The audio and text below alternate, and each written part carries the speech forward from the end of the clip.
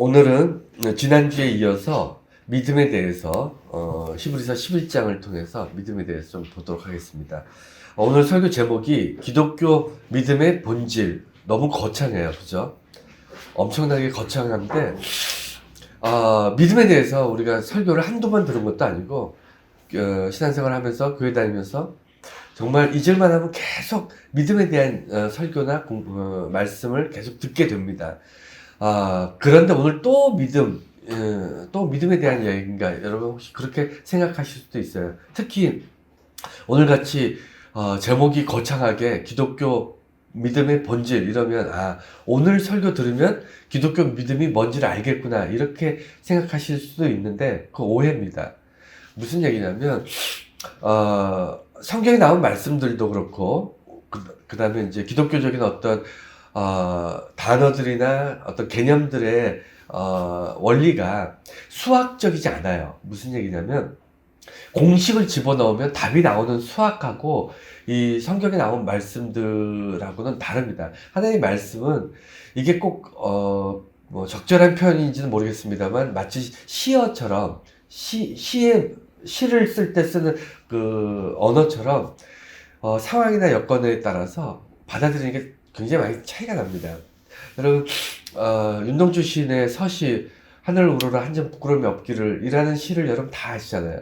저는 중고등학교 때부터 뭐 청년, 뭐 장년 쭉 오늘날까지도 그 서시를 읽을 때마다 느낌이 항상 달라요. 감동도 다르고 그리고 어떤 깊이라고 할까요? 다릅니다. 왜 그럴까요? 시가 바뀐 게 아니잖아요. 시는 그대로 똑같은 윤동주 시인의 서시가 그대로 있어요. 글자 하나도 바뀐 것이 없는데 그것을 읽을 때마다 나는 왜 다르게 느껴질까요?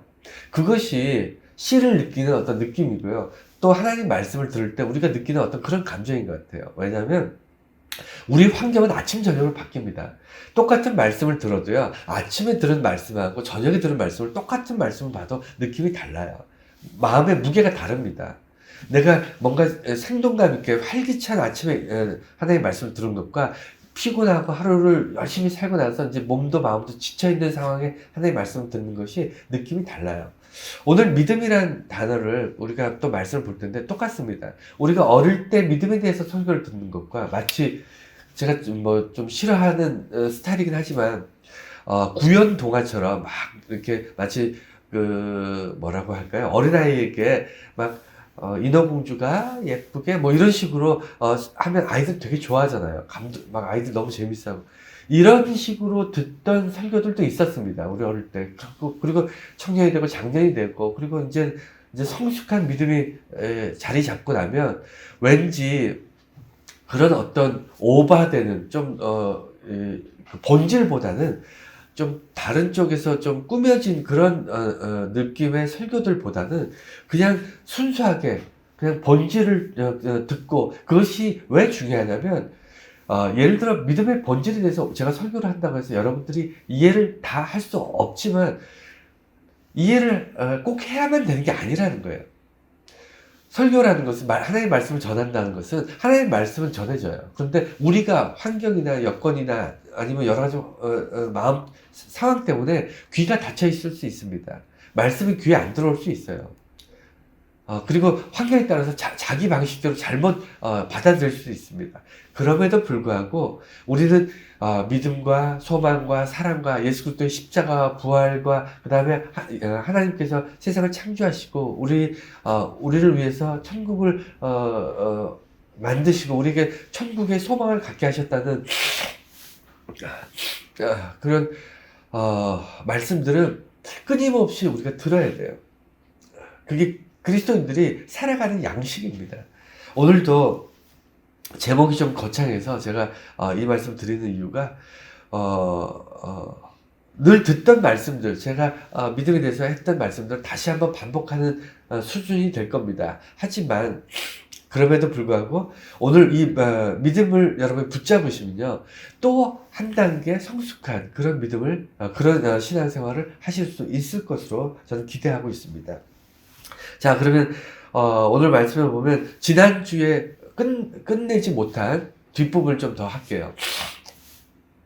죄송합니다. 제가 지금 너무 지금 힘든 상태여서 저희 알러지랑 감기랑 이렇게 목감기도 지금 너무 심하고 그래서 좀 발음이 불분명하게 들리시더라도 양해해 주시기 바랍니다. 지난주에 믿음의 선진들이 믿음으로 어떤 선택을 하고 행동을 해서 어떤 결과를 얻었다. 이 이야기를 쭉 했습니다. 그래서 아브라함과 사라까지도 쭉 봤는데 그 이후에 오늘 보면 그 히브리서 11장의 뒷부분 보면 또 이삭과 야곱과 요셉 이렇게 아브라함의 자손들이 쭉 나오는데 이 사람들이 믿음을 가지고 그러니까 이 사람들이 그냥 그 하나님에 대한 어떤 충성이나 하나님의 법을 잘 지키거나 아니면 하나님에 대한 어떤 복종 이런 차원에서 하나님 앞에 선 게 아니고 이들이 하나님께서 하신 약속을 믿어요. 아브라함도 하나님의 약속을 믿고요. 그 다음에 이삭, 야곱, 요셉 다 하나님이 보여주신 그들에게 허락하신 그 약속들을 믿습니다. 그래서 그 믿고 나니까 어떻게 되냐면 이삭이나 야곱이나 요셉이 그 아들들에게 이삭은 그 아들이 야곱과 에서잖아요. 야곱과 에서에게 축복을 해요. 여러분 이게 왜 대단한 거냐? 이게 별거 아니지 않느냐라고 생각하실 수도 있지만 믿음이 있고 하나님께서 이 자녀들에게 엄청난 하나님의 백성, 하나님의 나라를 이들에게 물려주실 거다. 하나님 이들에게 엄청난 축복하실 것이다라는 것을 믿고 있는 사람이 그 믿음을 가지고 하나님을 대리해서 그들의 머리에 손을 얹고 축복하는 것은 전혀 다른 차원입니다. 내가 축복해주고 싶어서 이런 차원이 아니라는 거예요. 여러분 아시겠죠? 그러니까 오늘 뒷부분에 나오는 이거 봉독하지는 않았지만 이삭이나 야곱이나 요셉의 믿음은 뭐냐면 이들이 내 자녀들이 잘 되길 바란다. 그러니까 내가 축복해 준다가 아니라는 거예요. 하나님께서 이 자손들에게 나를 통해서 하나님의 축복이 내려간 것처럼 나의 자손들에게 하나님의 축복이 내려갈 거라는 것을 믿어요. 그래서 하나님이 축복하시는 걸 대리로 하는 겁니다. 믿음으로. 그게 오늘 그 이삭과 야곱과 요셉에게 나타나는 축복이에요. 그래서 이삭은 야곱과 에서에게 각각 축복을 하고 누가 장자가 되죠? 예, 둘째인 차남인 야곱이 장자가 됩니다. 이거 엄청난 축복이죠. 그리고 야곱도 그래요. 요셉의 아들들에게 축복을 다 합니다. 이것도 하나님께서 그들에게 그 한 명 한 명에게 주시는 놀라운 약속들을 믿었기 때문에 그 약속대로 축복을 하는 거예요. 그리고 에브라임과 므낫세 같이 원래 요셉 지파는 없잖아요. 요셉의 아들들로 12지파를 채우는데 그들에게도 야곱이 축복하는데 하나님께서 주시는 놀라운 그 성령의 감동으로 그들을 축복하는 겁니다. 이 모든 축복이라는 건요, 여러분 그리스도인들이 축복하는 건요, 내가 축복하고 싶어서 하는 게 아닙니다. 내가 축복할 수 있어서 축복하는 거 아니에요. 하나님이 축복하실 것을 내가 알고 그걸 믿고 그래서 그들에게 축복하는 겁니다. 나를 통하여 하나님의 축복하기를 원하시기 때문에. 그래서 축복이라는 것은요, 내가 마음이 동한다고 막 축복하고 그러는 거 아니에요. 이해가 되셨죠? 그래서 그 대대로 이삭과 야곱과 그리고 요셉은 이스라엘 민족이 가나안에서 애굽으로 들어오잖아요. 들어와서 400년 뒤에 큰 무리를 이뤄서 출애굽, 다시 가나안으로 돌아갈 것을 미리 얘기합니다. 요셉이 죽기 전에. 그리고 유언으로 어떻게 얘기하냐면, 훗날 큰 민족을 이뤄서 다시 가나안으로 하나님께서 정하신 젖과 꿀이 흐르는 복된 땅 가나안으로 떠날 때 내 시신을 들고 그곳에 같이 가져가라라고 유언을 남겨요. 왜 그렇죠? 믿음이 있어서. 이 땅은 자기가 나그네 된 땅이에요. 비록 권력을 가지고 있고 부귀영화를 누렸을지는 모르겠지만 하나님이 이 땅에 자기를 부르신 것이 아니라는 것을 알기 때문에 하나님께서 부르실 땅은 그 가나안 땅이라는 것을 요셉이 알고 있기 때문에 그 믿음을 가지고 축복을 하게 됩니다. 후세에 유언도 하게 되고 이 얘기를 모아서 한마디로 하면 뭐냐면 믿음은요, 훗날, 지금 일어나지 않았어요. 지금 아무것도, 달라진 것도 없고, 아무것도 변한 것이 없고, 눈에 보이는 게 아무것도 없습니다. 그런데, 훗날 어떻게 될지를 미리 땡겨와서 지금 내가 축복하는 거예요. 그게 지금 이삭과 야곱과 요셉의 지금 행위입니다. 먼 훗날 이루어질 일을 지금 땡겨와서 축복하는 거예요. 너희 큰 백성이 되리라. 큰 하나님의 나라가 될 것이다. 축복하는 겁니다. 마찬가지로 믿음의 행위라는 것은요. 지금 전혀 알 수 없고 전혀 볼 수 없는 그것을 향해서 믿는 것. 그것을 이제 믿음이라고 할 수 있는데 오늘 두 번째는 이제 모세가 나오는데요. 모세는 구약에 보면요. 여러분 잘 아시다시피 아브라함 못지않게 중요한 위치에 있는 게 모세입니다. 근데 모세가 탁월했던 이유가 있어요. 왜 탁월하냐면 모세가 잘 먹고 잘 살 수 있었잖아요. 그렇죠? 왕국의 왕자여서 물론 이게 이민족이었고 공주의 뭐라 그러죠? 양자였기 때문에 정통성은 없습니다. 정통성이 없음에도 불구하고 어쨌든 잘 먹고 잘 살 수는 있었어요. 그런데 오늘 죄송합니다. 오늘 본문 설교에 본문에 보면 모세가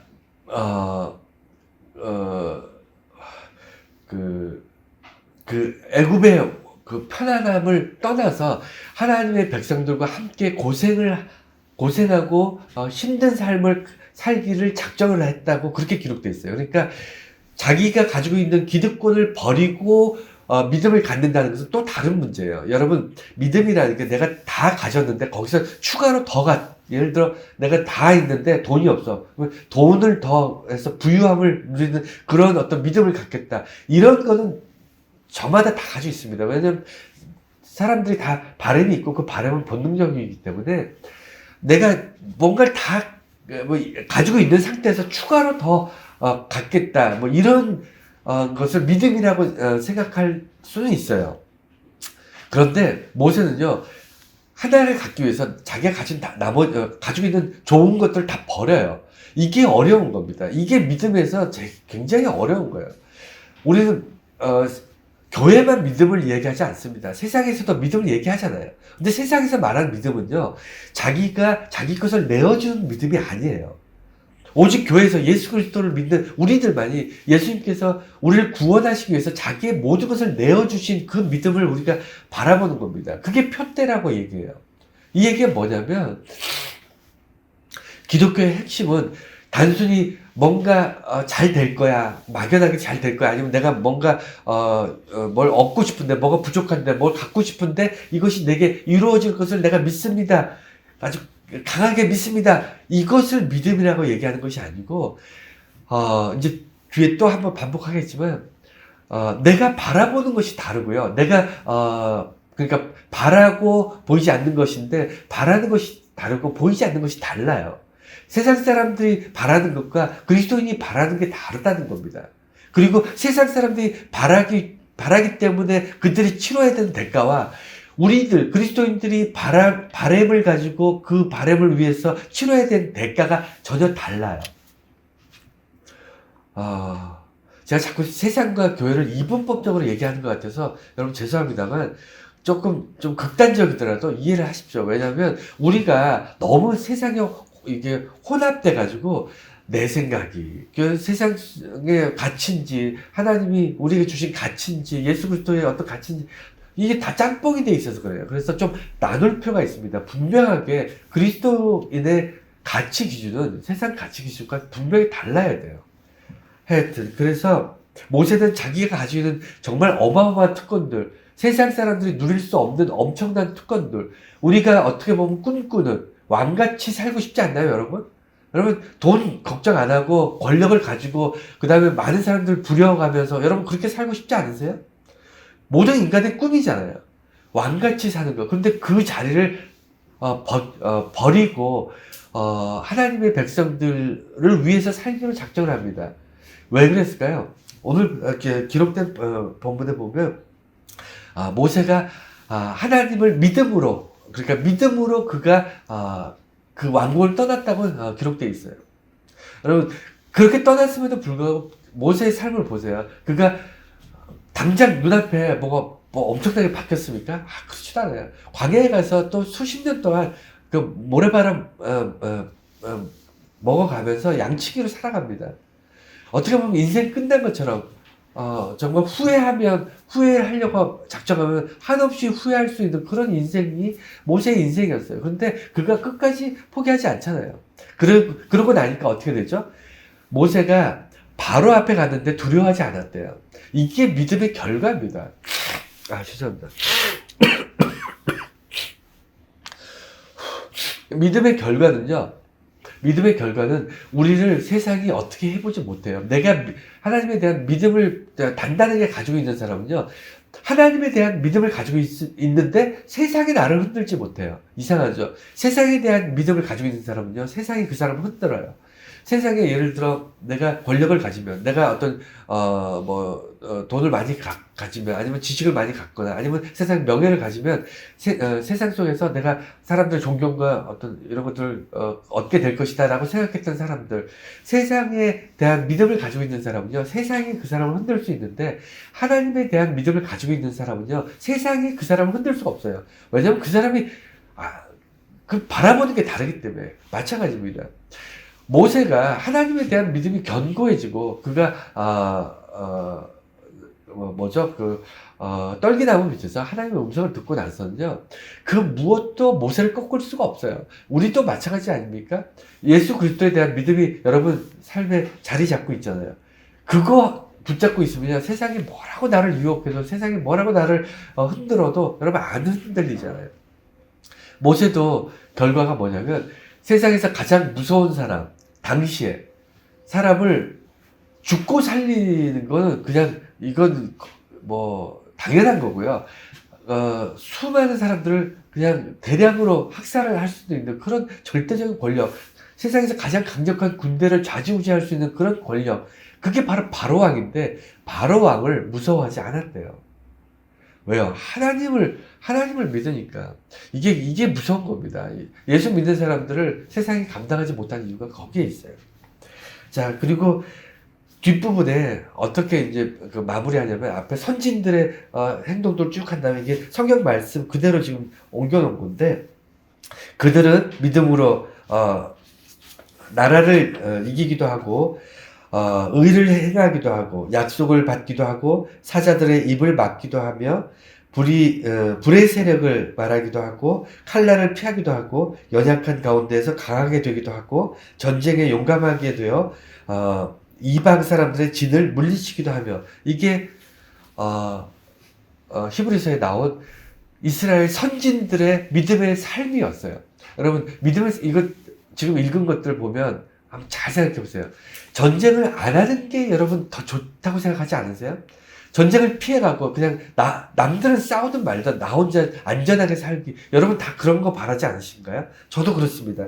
전쟁을 굳이 해야 될 이유가 없잖아요. 그런데 선진들은 왜 전쟁을 했을까요? 믿음 때문에. 왜 불과 싸워야 되고, 왜 이렇게 의를 행해야 되고, 왜 사자들의 입을 막아야 되고, 이런 일들이 왜 생겼을까요? 원래는 우리가 꿈꾸는 믿음은 뭐죠? 그냥 편안하게 사는 거, 그런 거 아닙니까? 그냥 크게 어려움 안 당하고 그냥 편안하게 살았으면 좋겠다. 세상 사람들도 그렇고 우리도 인간이니까 본능적으로 그렇게 살 수 있어요. 그런데 믿음의 사람들은요, 믿음이 있기 때문에 싸울 대상이 생기고요, 갈등이 생깁니다. 그 갈등과 다툼과 분쟁이 왜 생기냐면 믿음 때문에 생겨요. 근데 믿음 때문에 다툼의 자리에 나가는 것을 두려워하지 않으면요, 어떤 일이 발생하냐면 전쟁에서 이기는 거예요. 왜 이기죠? 하나님이 이기시니까. 그래서 내가 삶 속에서 갈등이 생깁니다. 예수 믿는 티 안 내고, 교회 나가는 티 안 내고 사는 사람들 많잖아요. 티 안 내면 조용해요. 갈등이 생길 이유가 없습니다. 그런데 예수 믿는 티를 내면요, 사람들이 한 단계 이렇게 안경을 쓰고 보기 때문에 갈등 상황이 발생할 수 있어요. 그렇지 않습니까? 비리를 저지르고 남을 속이고 거짓말을 하고, 여러분 그래야 되는 상황이 발생하면요, 예수 믿는다는 것을 드러내고 내가 하나님 백성이라는 것을 사람들한테 알리면요, 나와의 내적 갈등도 생기고요, 사회와 내 이웃과의 갈등이 발생을 합니다. 그렇지 않습니까? 예수 믿는 거 사람들이 다 아닌 척하고 사는 이유가 그거잖아요. 편하게 살려고. 그런데 믿음을 가지고 산다는 것은요, 내가 드러내는 거고요. 드러내는 순간 갈등이 생기는데 그 갈등을 그냥 내 갈등 때문에 내가 삶이 고되고 힘든 것이 아니라 내가 믿음 때문에 견뎌야 할 그 갈등들을 통해서 내 삶이 하나님께서 내 삶에 개입하시고 대신 싸우시고 그리고 내 삶을 빛나게 하시고 빛나게 하시고 내 삶 속에서 하나님의 영광스러우심을 드러내시고 이런 삶을 우리가 보게 된다는 거예요. 그래서 믿음으로 살게 되면 아까 방금 읽었던 그런 본문처럼 우리 삶에 나는 이런 일을 겪을 거라고 상상도 못했던 그런 일들을 여러분들이 이제 겪으면서 살게 되는 거예요. 왜? 믿음이 있기 때문에. 믿음으로 살기 때문에. 믿음의 선택을 하고 있기 때문에. 그게 이스라엘 선진들의 삶이었고요. 그게 히브리서에서 강조하는 그 믿음을 가지고 있는 사람들의 삶을 유대인들, 이스라엘 사람들이 믿음을 갖고 이렇게 믿음으로 선택해서 살았던 그 하나님의 백성들이라는 것을 기록하는 목적이었어요. 자, 그러면 결론을 이제 믿음의 결론을 이제 11장 1절에서 찾아볼게요. 두 가지 이야기가 나옵니다. 하나는 바라는 것이 있고요. 하나는 보이지 않는 것이 있어요. 믿음을 이야기할 때 두 가지입니다. 바라는 것과 보이지 않는 것. 바라는 것은 실상이라고 그러고요. 보이지 않는 것은 증거라고 얘기하는데, 자, 이 두 가지를 좀 깊이 있게 볼게요. 이게 본질이라는 거예요. 그러니까 믿음의 본질은요, 여러분, 이게 약간 이제 비유를 해서, 예를 들어서, 공부하는 거랑 비교해 볼게요. 여러분, 배우고 싶어 하지 않는 사람을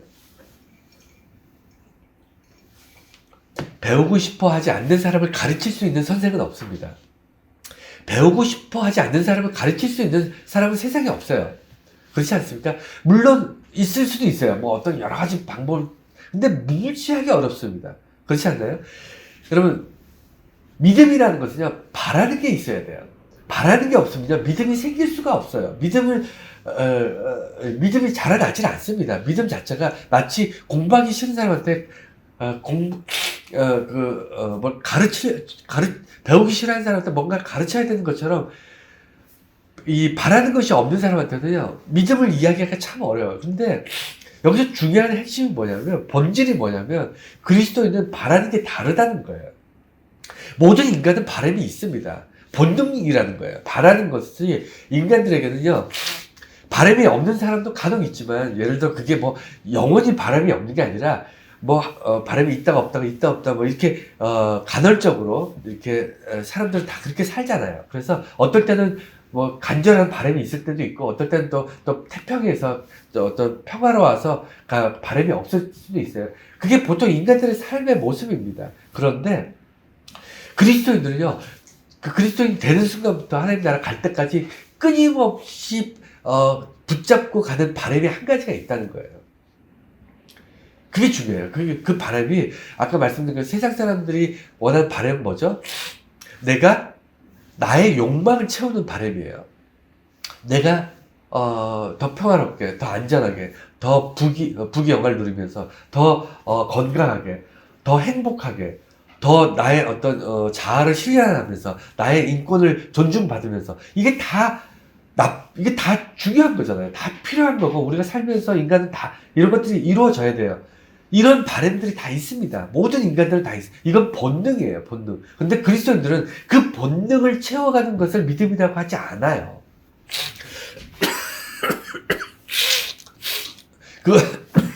그것을, 그 본능을 채워가는 것은 그냥 인간으로서 다 겪게 되는 그런 일입니다. 그럼 그리스도인이 바라는 것이라는 건 뭐죠? 거기에 소망이라는 거예요, 소망. 어떤 소망? 하나님의 소망. 나의 소망이 아니라. 그래서 바라는 것은 다 똑같이 바라는데, 바람이 없으면 믿음이 없는 건데, 바라는데 하나님의 소망을 내가 붙잡고 평생을 그것을 붙잡고 사는 거예요. 어떨 때는 하나님의 소망을 붙잡고, 어떨 때는 그냥 손을 놨다가 붙잡았다 놨다, 이게 아니라 그리스도인들은요, 무엇인가를 바라는데 그 바람이 뭐냐면 하나님이 내게 품으신 소망, 그 소망을 평생 내가 붙잡는 것, 이것을 우리가 믿음이라고 이야기하는 겁니다.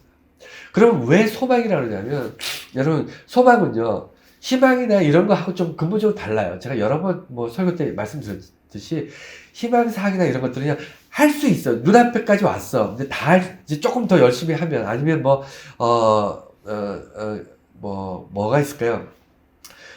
우리가 살면서 조금 더 노력하면, 얻을 수 있는 것, 이런 것들 희망사항들 우리가 다 있잖아요. 근데 소망이라는 것은 되게 힘든 거예요. 되게 멀리 있는 겁니다. 우리가 살면서 쉽게 붙잡을 수 없는 것들이 소망이에요. 그게 소망인데, 하물며 나의 소망이 아니라 하나님의 소망이에요. 하나님이 내게 품으신 소망. 그게 얼마나 붙잡기가 어렵겠습니까? 여러분, 믿음의 본질은요, 우리가 그리스도인으로서 붙잡는 믿음의 본질은요, 믿음, 소망, 사랑인데, 믿음이 붙잡으려고 하는 것은 소망이고요. 소망, 다시 말해서 하나님의 소망, 바람이 중요한 것은 뭐냐면, 아까 말씀드린 것처럼 사람이 바람이 없으면, 배우려고 하는 사람이 배우려고 하는 마음이 없으면 가르칠 수 없다는 것, 그게 중요하다고 말씀드렸는데, 또 중요한 게 있는데, 그게 뭐냐면 왜 배워야 되는지 알아야 돼요. 왜 배워야 되는지 알아야만 그 사람이 끊임없이 믿음을 붙잡을 수 있고, 다시 말해서 왜 배워야 되는지 아는 사람만이 지치지 않고 포기하지 않고 계속 배울 수 있어요. 계속 믿음을 유지할 수 있어요. 그러면 왜 소망을, 하나님의 소망을 붙잡아야 되는가? 왜가 뭘까요? 왜? 그게 사랑이에요. 그래서 믿음, 소망, 사랑이 한 세트입니다. 하나님의 소망이 뭐냐면 사랑이에요. 우리에 대한 사랑. 하나님이 우리를 구원하시길 원하고, 우리와 교제하시길 원하고, 천국, 영원한 땅에서 우리와 함께 하시길 원하시는 그것이 다른 말로 사랑이에요. 하나님의 우리를 향한 사랑이에요. 그 사랑이 소망이 되고요. 하나님의 소망이 되고, 그 소망을 우리가, 평생 붙잡고 놓지 않고 가고 있는 것. 이것을 뭐라 그러냐? 믿음이라고 하는 겁니다.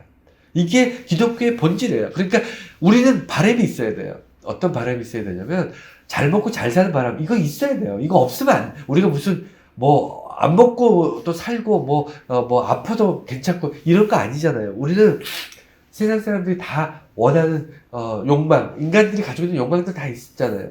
다 필요합니다. 바람이 있어야 되는데, 그것을 붙잡고 하나님께 기도하는 것이 아니라, 그것도 기도해야죠. 기도해야 되는데, 본질적으로 우리가 포기하지 않고, 놓치지 않고, 끝까지, 예수 믿는 순간부터 하나님 나라 갈 때까지 끝까지, 놓지 않아야 될 것이 뭐냐면, 하나님이 나에 대한, 나의 품으신 소망, 그것을 내가 포기하지 않고 붙잡고 가겠습니다라고 얘기하는 것. 그것이, 바라는 것의 실체예요. 그 바라는 것의, 실상입니다. 오늘 이 실상과 증거 두 가지가 있는데, 실상에 대해서 이제 얘기할 건데, 실상이 제일 어려운 단어예요. 믿음에 대해서 이야기할 때 이게 제일 어렵습니다. 실상이. 바라는 것과 보이지 않는 것, 이런 건 어떻게 보면 쉬운데, 증거 이런 단어들은 우리가 개념을 잡기가 쉬운데, 실상이란 말이 어렵기 때문에 제가 주석도 이렇게 찾아보고 했는데, 대략 5가지로 정리가 되어 있더라고요. 5가지. 이게 중요하니까 한번 볼게요. 5가지가 뭐냐면, 바라는 것의 실상이라는 게 확신이다 라고 얘기하는 사람들도 있습니다. 바라는 것의 확신이다. 또는 바라는 것의 보증이다. 또 어떤 사람은 바라는 것이 현실적으로 지금 나타난 것이다. 또 어떤 사람은 바라는 것이 실제 하고 있다. 실제 나타났다. 또 어떤 부류는 바라는 것에 기초가 된다. 이렇게 기록되어 있어요. 그러니까 실상이란 말 자체가 이렇게 다양하게 해석될 수 있어요. 거듭 말씀드리지만 실상이란 말이 어려워요. 그래서 믿음의 본질을 아무리 우리가 설교를 들어도요, 제가 여러분들의 눈높이나 수준에 맞춰서 이해하기 쉽게 설명한다기보다는 여러분들이 계속 들으면서 이 수준을 따라와야 돼요. 이해가 되셨나요? 아니면 믿음의 본질의 그 심오하고 깊고 어떤 무게, 그 엄청난 무게를 어린아이 같은 그런 심령으로 평생 살면 이걸 그 깊이를 맛볼 수가 없다니까요. 비록 어렵더라도 이 실상이라든가 이런 것들의 어떤 깊이와 무게감을 여러분들이 계속 부딪혀 봐야 돼요. 그래야 여러분들이 그걸 느낄 수 있는 거예요. 그래서 5가지를 이제 사람들이 이야기하는데 어렵잖아요. 하나하나가 어려운데 이것을 조금 더 쉽게 풀이를 해드릴게요. 뭐냐면 바라는 것의 확신이다. 이 얘기는 확신이다. 여러분 믿음을 갖는 게 어려울까요? 믿음을 유지하는 게 어려울까요? 어떻게 생각하세요? 둘 다 어렵죠. 둘 다 어려운데 저는 믿음을 유지하는 게 더 어렵다고 생각해요. 왜냐하면 사람이 환경이 바뀌기 때문에 상황이 자꾸 바뀌기 때문에 믿음이 동일한 상황에서 어떤 상황에서 내가 하나님에 대한 믿음이 확 생기는 틀림없어 하나님이 날 사랑하시고 나를 위해서 놀라운 일들을 해가셨어라는 믿음이 확 올 때가 있잖아요. 근데 그렇지 않을 때도 있습니다. 힘들고 어렵고 그 고난이 왔을 때 하나님이 계시는 거야? 도대체 하나님이 계신다면 왜 내게 이런 상황이 발생하지? 라고 느낄 때도 있잖아요. 그래서 동일한 믿음을 꾸준히 유지하기가 참 어렵습니다. 믿음을 갖는 것도 어렵지만 그것보다 조금 더 어려운 것이 믿음을 정말 변함없이 그 믿음을 유지하는 게 어려운데 여러분 바라는 것에 확신이 있으면요 유지하기가 쉬워져요. 그러니까 바라는 것이 있다는 것, 즉 하나님의 나에 대한 소망, 그 소망이 실상이 된다는 것은 뭐냐면 하나님이 내게 품으신 그 소망이 어떤 것인지를 내가 분명하게 알고 확신이 딱 드는 순간 어떻게 하냐면 그것을 믿고 유지해 나가는 것이 더 쉬워지는 거예요. 내 평생에 그것을 붙잡기에는 확신만큼 좋은 게 없어요. 그렇지 않습니까? 그래서 확신이 있다는 것은 믿음에서 굉장히 중요한 부분입니다. 믿음을 유지해 가는데. 그리고 두 번째는요, 보증은 뭐죠? 그것을 누군가가 정말 말 그대로 보증하는 거잖아요. 여러분, 이 보증이 나의 보증입니까? 하나님의 보증입니까? 이 바라는 것이 하나님이 내게 품으신 소망이라고 말씀드렸죠. 그러면 이것을 보증하는 것이 납니까? 하나님입니까? 그래서 바라는 것의 실상이라는 이 말은 바라는 것에 보증한다는 것은 뭐냐면 내가 바라는 거지만 내가 바라는 이것은 하나님이 내게 주신 소망인데 그것을 내가 바라는데 이것의 보증을 하나님이 서시는 거예요. 내가 서는 게 아니고 하나님이 보증하신다는 거예요. 하나님이 보증하신다는 거예요. 그러니까 내가 믿을만 하다는 겁니다.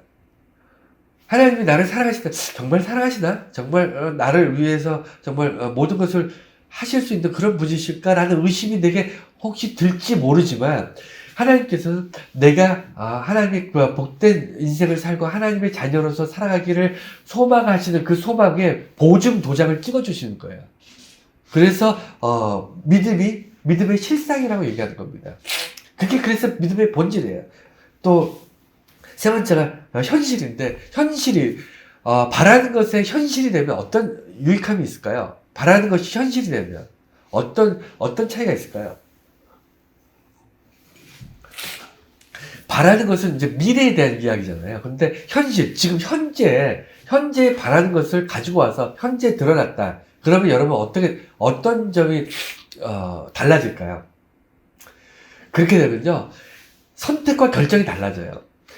내가 미래에 어떤 것들을 바라는 것이 있는데 그것이 현재 이루어졌다, 현재 드러났다, 실상이다 라고 느껴지면요 그 순간 내 삶의 선택과 결정이 막연하던 것이 아주 구체적으로 바뀝니다. 그러니까 현실로 드러나는 순간 내가 선택하는 것들 이런 것들이 달라질 수밖에 없는 게 믿음이 막연하게 내가 하나님 나라를 언젠가는 죽으면 하나님 나라 가겠지라고 그런 소망을 내가 품었는데 갑자기 현실이 내 앞에 하나님 나라가 펼쳐진다고 상상해 보세요. 여러분의 삶의 선택과 결정이 달라진다니까요.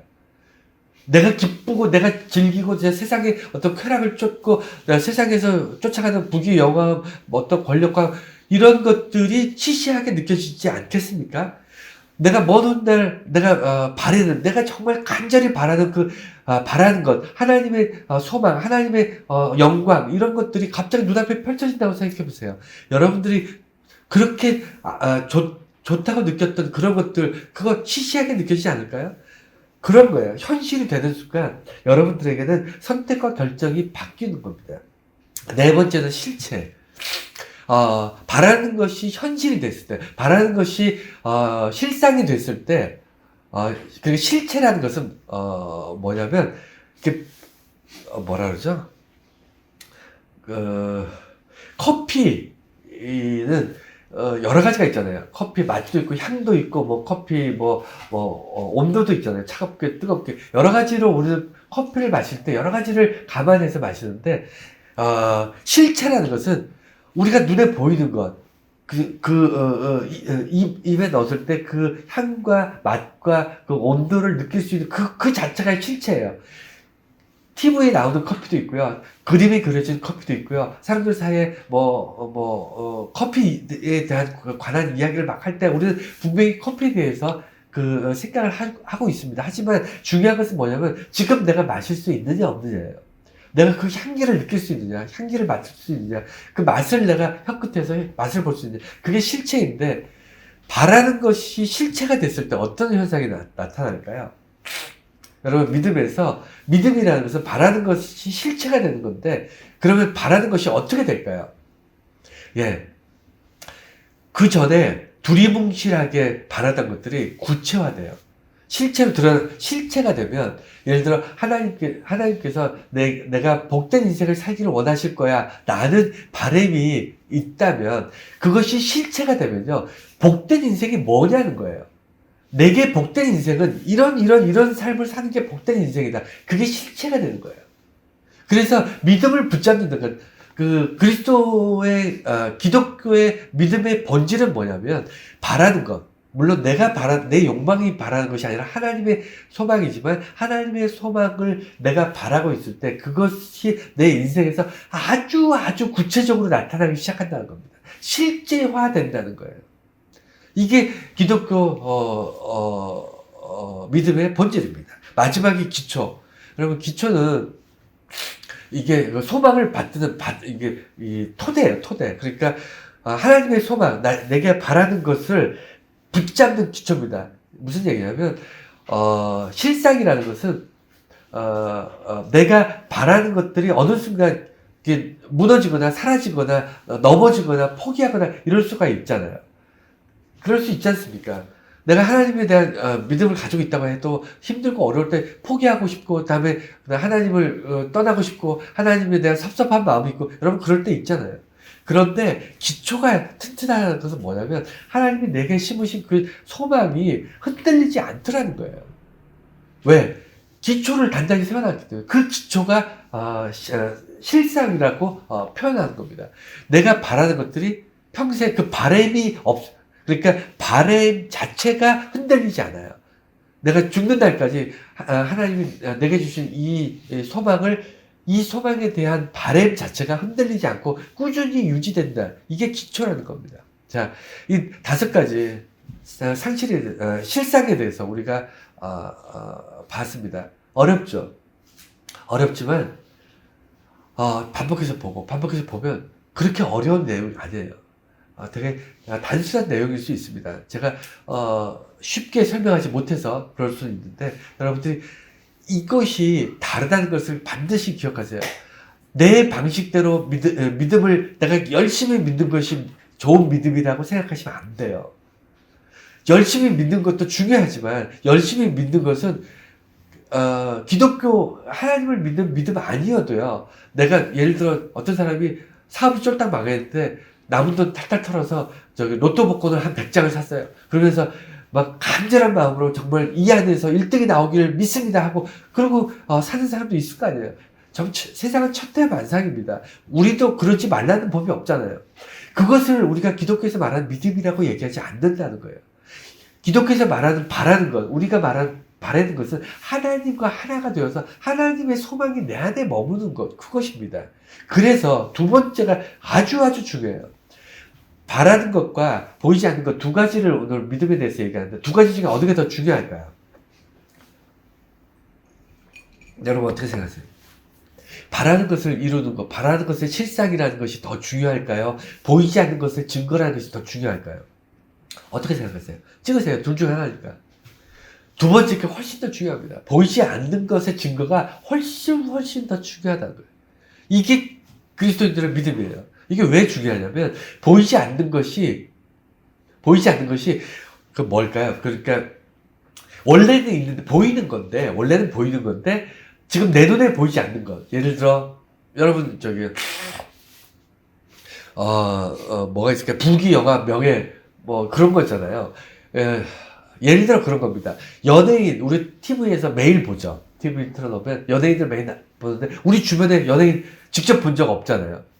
볼 일이 거의 없죠. 뭐 연예인들이 돌아다니지도 않으니까. 그러니까 연예인을 텔레비에서 매일 보는데 실제로는 보지 못하는데 갑자기 길을 가는데 연예인이 어디서 지나가요. 길을 지나가요. 그러면 너무 신기하지 않습니까? 그래서 사람들이 몰려드는 거예요. 신기해서 와 텔레비에서 보던 사람이 여기 실제로 있는데 하면서 몰려드는 거예요. 그렇지 않습니까?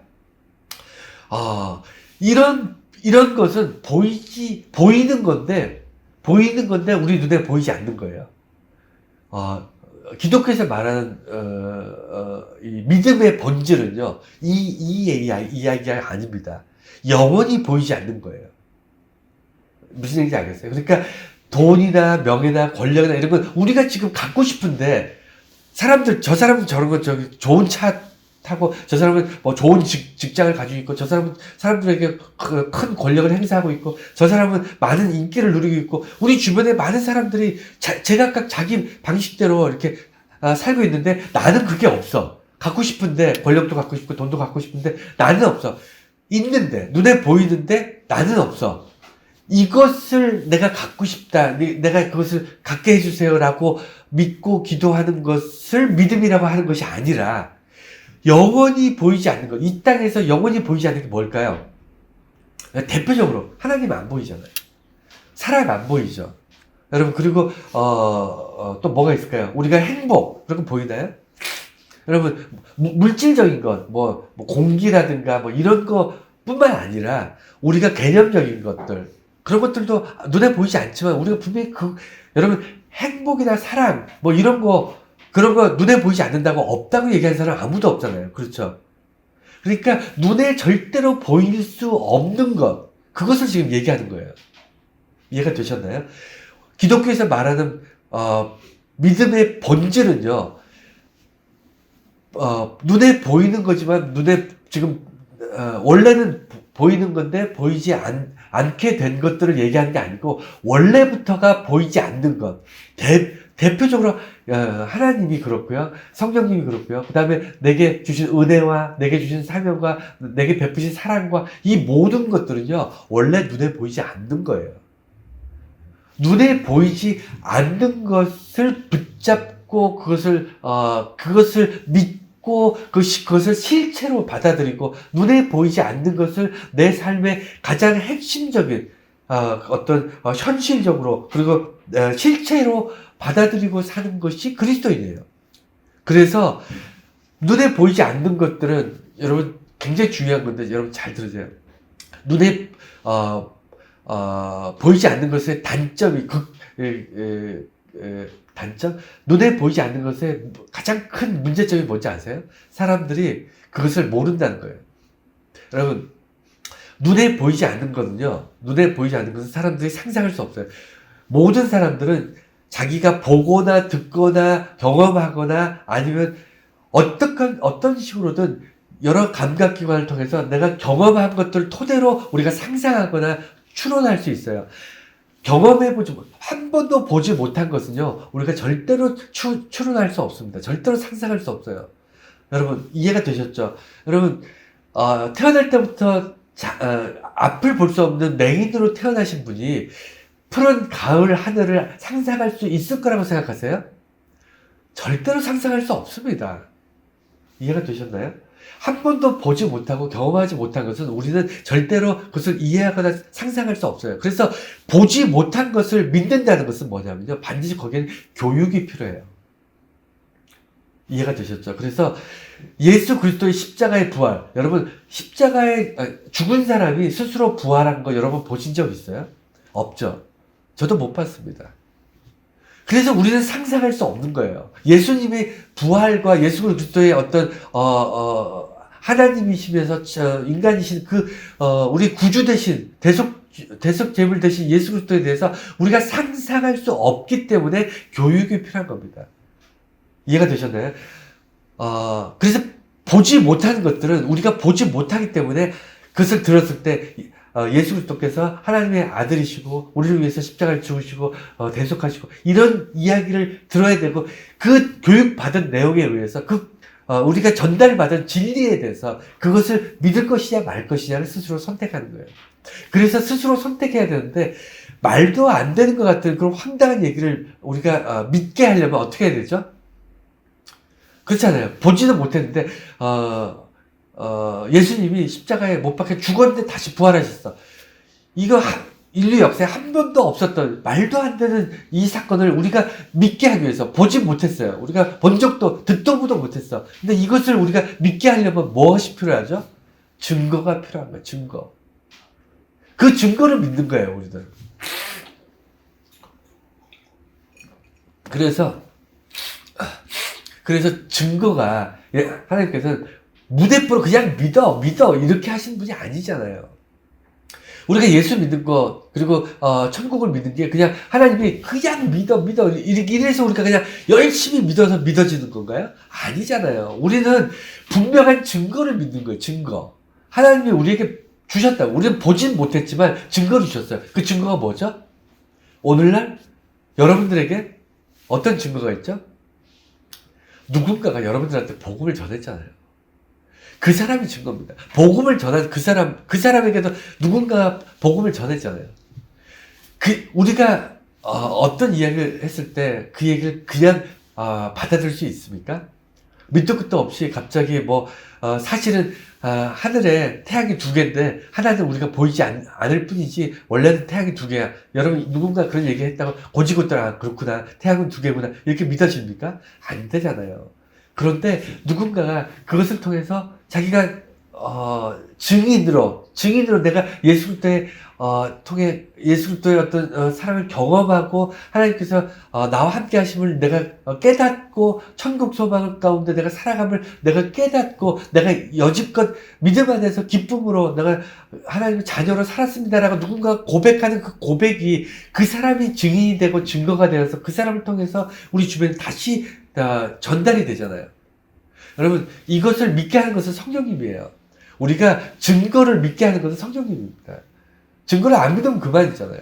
법정에서 제일 중요한 사람이 누구죠? 제일 중요한 게 뭐냐면 법정에는 판사도 있고 변호사도 있고 검사도 있고 관객도 있고 수많은 사람들 거기 있잖아요. 배심원들도 있고 수많은 사람이 있지만 제일 중요한 거는 증인이에요. 증인이고 증거고요. 증인 증거는요 모든 것을 뒤바꿀 수 있습니다. 말도 안 되는 상황이라도 증거가 나오고 증인이 생기면요 말도 안 되는 상황을 또 뒤집어집니다. 그렇지 않나요? 그게 법이잖아요. 그게 순리예요. 증거를 하나님께서 우리에게 반드시 주세요. 그 대표적인 이 말씀을 우리에게 주셨고요. 그 다음에 우리 주변에 수많은 선진들, 아브라함과 모세만 선진이 아니에요. 내게 복음을 전해주신 사람들, 그리고 우리 주변에 있는, 우리 옆에 있는 지금 이웃들, 복음을 함께, 복음의 가족들이 되어서 함께 믿음 생활을 하고 있는 우리 한 사람 한 사람이 다 증인이죠. 증인이고 증거잖아요. 그래서, 믿음의 본질이라는 거예요. 기독교 믿음의 본질이라는 것은 바라는 것의 실상, 바라는 것과 보이지 않는 것의 증거, 보이지 않는 것, 이 두 가지를 어떻게 내가 붙잡고 가느냐, 이게 본질이라는 거예요.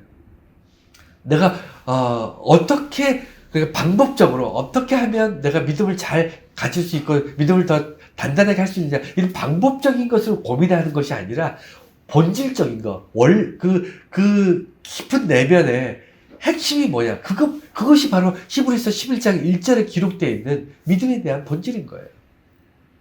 여러분, 이것을 잘 알고 가시면요, 여러분, 세상이 흔들지 못해요. 우리의 믿음, 우리의 삶을 세상이 흔들지 못합니다. 내 믿음이 하나님에 연결되어 있는데 세상이 어떻게 하나님과 연결된 내 믿음을 흔들겠어요? 못 흔들어요. 그래서 오늘날 저와 여러분들이 정말 하나님의 소망을 바라고 그것이 우리 삶에 드러나는 실상이 되고 또 보이지 않는 하나님의 존재와 하나님의 사랑과 하나님의 구원과 천국 소망과 그리고 우리가 영원히 하나님이 우리를 포기하지 않는 하나님의 사랑을 우리가 보이지 않지만 그것에 대한 증거를 붙잡고 살아갈 때 여러분 우리는 복된 정말 순간순간 복된 인생들을 살게 되는 겁니다. 그것이 우리의 예수 그리스도를 믿는 사람들의 그게 특권이고요. 그게 다른 점이에요. 우리가 이런 복된 인생들을 저와 여러분들이 살아가시기를 축원합니다.